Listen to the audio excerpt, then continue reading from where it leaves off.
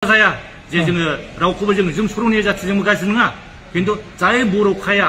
नोङो मानो दास्ति खालिरनांगौ नों बर'ल' लिरनांगौ ट्राइबेल संघआबो बै समावनो 2002आवनो बे अर्डार माबाखौ होदोंमोन नोंसोर बर'बा बर' लिरसिन होमबानो नोंसोर ब्रह्म बसुमतारी नार्जारि लिरसिन होमबानो नोंसोर एसटि जानो हागोन ना खुसि आरो जों बर' रायजो राजाबा बेनि थाखाय खुसि जानो हागोन आरो फैगौ इलेक्सनाव बे नबल सर'निया मालाबा इलेक्सन गेलेनो मोनला मालाबा एसटि रिजार्भआव बे क'क्राझाराव गेलेनो मोनला बे बाहा गेलेहैदों खिन्थु बियो जोंनि क'क्राझार एसटि रिजार्भआव बे सिराव गेलेनो मोनला खुलुमनाय थाबाय जोङो नैबे आदानि नाजानायाव बुंनो थाङोब्ला जोङो बे खामानिखौ जों नुदों ओमफ्राय खामानि मावनो हागोन बादिखौ जोंबो सानाखिमोन उनाव बे आदानि जेसेबां नाजानाय आदानि जेसेबांखिनि बे गासैबो आयेन थाइननि खोथाफोरखौ मिथिनानै जोङो आंबो मोनसे साहस खालामफाबाय जे बे नंगौ जों बेखौ नांनांगौ आरो बे जोंनि थाखाय बिराद गोनांथार होननानै गोदो आवगायाव मावदोंमोन आरो जोङो जों ज' दंमोन नाथाय लासैनो गुगालांजोबनानै रावबो मानसिफ्रानो बे खामानियाव आखाइ होयाखै इभेन जोंनि गोरों गोराफ्राबो प्रफेसार लेक्सारारनिफ्राय लानानै बुंजायो बे माथो बर' कसारिखासोनो बर'खासो बिनि सार्टिफिकेटखौ बोरै दाननो हानांगौ माथो हाइकर्ट सुप्रिम कर्ट देरहाबायनो बेबायदि होनजानायाव जोंखौ अनेक मरेल डाउन होदोंमोन अनेक जोंखौ अपदस्थ होदोंमोन थेवबो जों नाजादों दा बेखौल' रायजो राजाफ्रा मिन्थिनो लुबैदों जे जों गावजों गाव बुंलायबाय थादों जे माब्रै बे नबल सर'निया बोरै एसटि सार्टिफिकेट मोनखो बिनिबो अनेक डिबेट जालांबाय अनेक खोथा जालायबाय खिन्थु जोङो बेफोरखौ बुंनांगौब्ला बिराद जारिमिन दंबावो खिन्थु जोङो दा बै सिगांनि थांनाय इलेक्सन केस होनानै 2014निफ्राय नांदों बेखौ इलेक्सन जेला नबल सर'निया दारायजेनो बे समनिफ्राय खिन्थु बेखौ बाद होनानै जेला इलेक्सन केसा मोननैबो जोङो हाइकर्ट सुप्रिम कर्टआव जेनबाय होननानै बुंबाय होमबा सिरि थाजोब्बाय बयबो फावसायनानै थाजोब्बाय खिन्थु जों आदा आरो आं स्पेसियेलि स्क्रुटिनि कमिटियाव जोङो नांफिननानै ओरैबायदि जोङो एकदम नांथाबबाय ओरैबायदि नाजाबाय जों मोनफ्रोमबो आयेननि मोनफ्रोमबो माबे इण्डियान कनस्टिटिउसनाव मा आयेनजों जोङो बे एसटि नङै मानसिखौ जों बोरै एसटि गनायनानै लानो आरो जों बेखौ बोरै फोजोबनो हागोन बेखौ जों नागिरनानै मोनबाय दा लास्टआव जोङो बेखौ जेला जों स्क्रुटिनि कमिटियाव होयो बे समाव जोङो बेखौ आरो जोङो कर्टआव होदोंमोन जे स्क्रुटिनि कमिटिया जोङो अलमस्ट गासिबो माने प्रसेसखौ फोजोबबाय बे बेसेबां इनकुवारि खालामनांगौ बेसेबां फोजोबबाय थेवबो दानासै दानैलाय जोङो बिसोरनो मोनसे आवगायाव मोनसे बे केसखौ बेखौ फोजोबनो थाखाय जों पिआइएल केस होदोंमोन बे पिआइएल केसाव हाइकर्टआ होनबाय जे पिआइएल केसाव जोङो बे पिआइएल केसखौ जों अर्डार होनबाय 23 मार्चनि दाय 24 जालायबाय 23 मार्चनि 1 तारिखआव जों अर्डार होबाय जि बे सर'निया नङै माने कमिउनिटि जाय कमिउनिटिया एसटि नङा बिसोरनो मानो सार्टिफिकेट होदों होननानै जेला कर्टआव बुंबाय ट्राइबेल संघखौबो होनबाय आरो बेखौ सोर गभर्नमेन्टआ होदों बे गभर्नमेन्टआ बोरै होनो हाखो बे मानो होनबा इण्डिया गभर्नमेन्टआ बे पार्लियामेन्ट पास जानानै प्रेसिडेन्सियेल सहि जायाब्ला रावबो कमिउनिटिया आं उमुक होननानै लानो हाया आरो बियो बर' कसारि बर' होननानै लादों खिन्थु जों मिथिगौ बे बर' नङा खिन्थु बर' होननानै लादों दाना बोरै नोङो गुबुननि नाम लानानै गुबुननि कमिउनिटिनि गुबुन जाथिनि नाम लानानै गुबुन जाथिया बेखौ बे सार्टिफिकेटखौ लानो हाया नङाबाथ' गोबाङानो लानो हागौमोन जे जोंबो बर' कसारि होननानै दा लानो हाया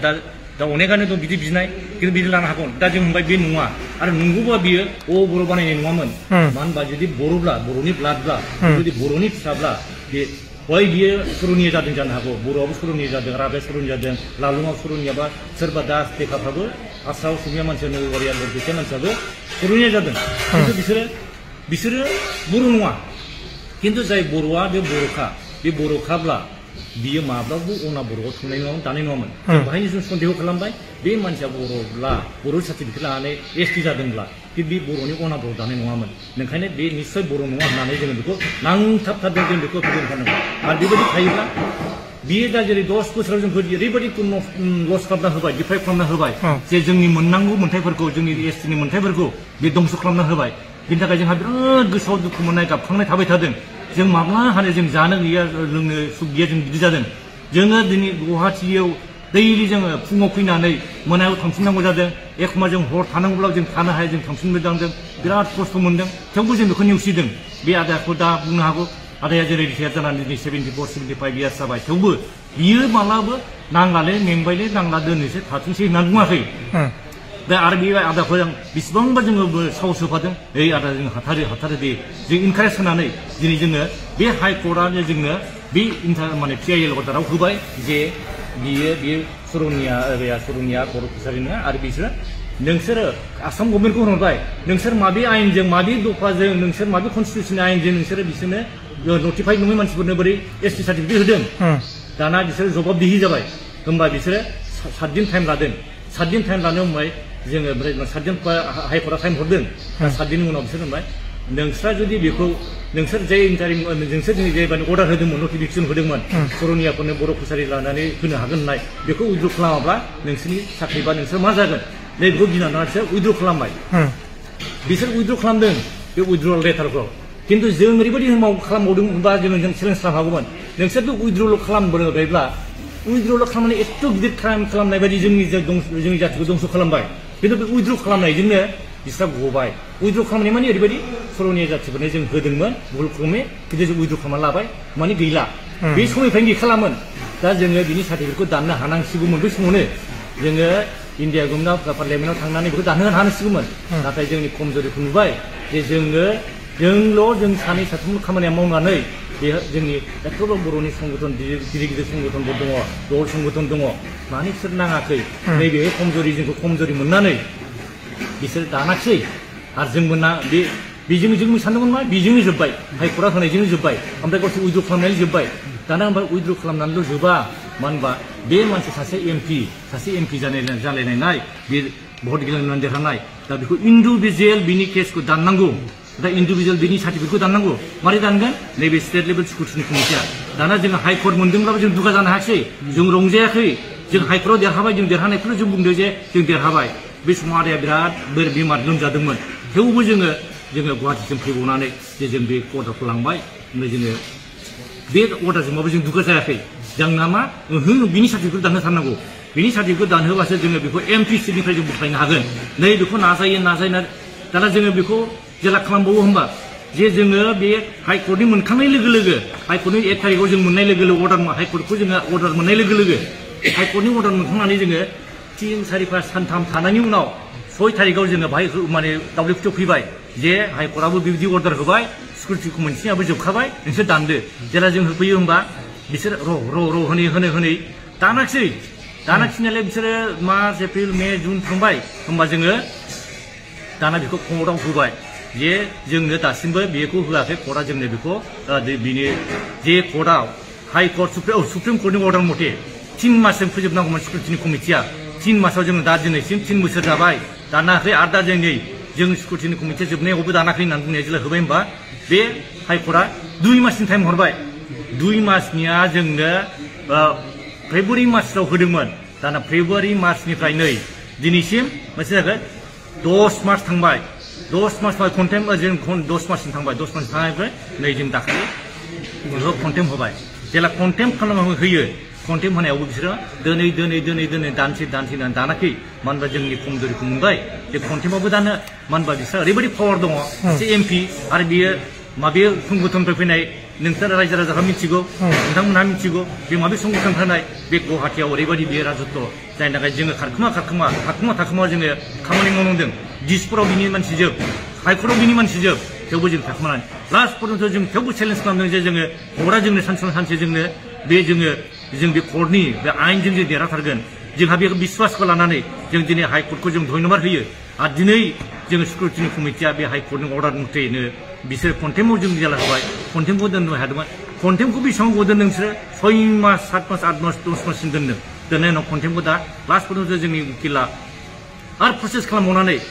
खायदा खालामबावनानै माबे आयेनजों माबे रुलजों माबा खालामनो हायो बेखौ खालामबावना हरबाय बे हरनाय लोगो लोगोसो दा बिसोरो बे दानबाय दिनै दानबाय बेसेबां गोबाव जों खस्थ' मोनबाय दिनै बिनि MPआनो 5 बोसोरावबो थांबावबाय आवगायनि 5 बोसोराव थांबाय आरो दानि 5 बोसोर 10 बोसोर थांबाय दा बे जोबनोसै गोदान इलेक्सन जानोसै थेवबो जों दा स्क्रुटिनि कमिटिखौ जाय अफिसारफोर बिथांमोनखौ जों धन्यबाद होबाय जे बे एसे सम थाबावनायावबो जोंखौ दाननानै जोंनि बे खामानिखौ साक्सेस खालामबाय जों दा बिराद गोजोननाय आरो जों बर' हारिनि थाखाय बे जों देरहानाय बेनिखायनो दिनै जोंनि बर' हारिनि मोनसे गिदिर देरहानाय खिन्थु जों दुगा जाया जे जोङो रावखौबो जों सर'निया जाथिजों गाज्रि नङा खिन्थु जाय बर'खाया नोङो मानो दास्ति खालिरनांगौ नों बर'ल' लिरनांगौ ट्राइबेल संघआबो बै समावनो 2002आवनो बे अर्डार माबाखौ होदोंमोन नोंसोर बर'बा बर' लिरसिन होमबानो नोंसोर बर' ब्रह्म बसुमतारी नार्जारि लिरसिन होमबानो नोंसोर एसटि जानो हागोन नाथाय बे सर'निया जाथियाव गुबुन गुबुन जाथिनि दं नालाय गुबुन गुबुन जाथिफ्रा बे जोंनि बिसोरो बै बर'फोरखौ बे बर'आल' मोननाय सर'निया कसारि होनना बर' ब्रह्मखौ लाबानो मोनोब्ला गावसोर थाबोगोन ओंखायनो बिसोरखौबो बिसोरो नारथानानै दोनदों जायनि थाखाय बे बर' मानसिफ्राबो सर'नि माने ब्रह्म बसुमतारी दासिमबो लिराखै आरो बे लिरैनि थाखाय बिसोरो दा जोंजों बेबादि बिसोरो गावसोरनो अलखदाव गोलैनानै दं गावसोरनो बे अलखदाव गोलैनायनि थाखाय बिसोर दा एसटिखौ बिबाय थादों खिन्थु बै गुबुन जाय कमिउनिटिनि मानसि बिसोर मोनखाया खिन्थु जोंनि बर' बा राभा बा लालुं जाय एसटि मानसिफ्रा बिसोर मोननायनि बा बिसोरनि थाखाय जोङो जेबो जोंहा ट्राइबेल संघआ जेरैबा जोंनि बर'फ्रा जोंनि दल संगठनआ जोंहा आपत्ति गैया जों सर'निया जाथिनिबो जोङो एगेन्स्ट नङा खिन्थु जोंना बेल' जे संबिधानाव जेखौ दं बिसोरो आयेनजों नांनानै लाबोदों बिसोरो संबिधानाव आयेन पास खालामनानै बा पार्लियामेन्ट पास खालामनानै लाबोदों होमबा नोंसोरबो जुदि एसटि मोनोब्ला नोंसोर लानो जोंहा आपत्ति गैया खिन्थु नोंसोरो जे इलिगेल भाबै लानानै आरो जों बर'नि लानानै बर'निनो उल्था मावबाय जुदि हय बियो बर' सार्टिफिकेट लादों बर' बादि मावोबा बिटिसिनि एगेन्स्ट मावाबालानो बर' जाथिनि थाखाय मावोबा बर' बिटिसिनि थाखाय जुदि मावोमोनब्ला बर'लेण्डनि थाखाय मावोमोनब्ला उन्नतिनि थाखाय मावोमोनब्ला बा बर'नि एगेन्स्ट बुङामोनब्ला जोंनि मार्टियार्सफोरनि जोंनि लिडारफोरखौ अपमान खालामामोनब्ला जोंनि मार्टियार्सफोरखौ बे बिराद अपमान खालामदों दिसपुराव बियो जाय माबायाव दिसपुरनि जोंनि बर' एमएलए फोरनि जोंनि राजभवनाव बियो थानानै दुगा बे लेक्सार होदों अपमान खालामदों नाथाय जोंनि लिडारफोरा रावबो खुलासियाखै बिनि रावबो बे जबाब होआखै नाथाय जोंहा गोसोआव गाबखांदों जे सासे अना बर' मानसिया जोंनि बर'नि सायाव माने अन्याय भाबै जोंखौ नासयनानै दोनबाय जायनि थाखाय जे जों मोननांगौ बेखौ मोनाखै बेफोरनि थाखाय जों नांनानै दिनै जोंनि बिराद गिदिर देरहानाय बे जोङो सर'निया जाथिनि थाखाय जोङो एगेन्स्ट नङा खिन्थु जोङो जोंनि मोन्थाइखौ जोंनि मोन्थाइखौ सिख'नानै जोंखौ अपरस्त होनायनि थाखाय जोङो दिनै जों बिराद खुसि आरो जों बर' रायजो राजाफ्रा बेनि थाखाय खुसि जानो हागोन आरो फैगौ इलेक्सनाव बे नंगल सर'निया मालाबा इलेक्सन गेलेनो मोनला मालाबा एसटि रिजार्भआव बे क'क्राझाराव गेलेनो मोनला बे बाहा गेलेहैदों खिन्थु बियो जोंनि क'क्राझार एसटि रिजार्भआव बे चिराव गेलेनो मोनला आरो सोरबा बेबायदि लाखोमानानै दा अनलाइनजों लाखोमागासिनो दं लाखोमावनो गेलेनो नागिरा बिनि थाखाय जों गसंगोन मानो होनबा बेवहाय गावबागाव दल संगठनफोरनि दलफोरनि पार्टिफोरा जेला इलेक्सनाव स्क्रुटिनि खालामो इलेक्सन नमिनेसन साबमिट होयो स्क्रुटिनि रावबो अबजेक्सन खालामाबा बेबायदिनो थांगोन बिनि थाखाय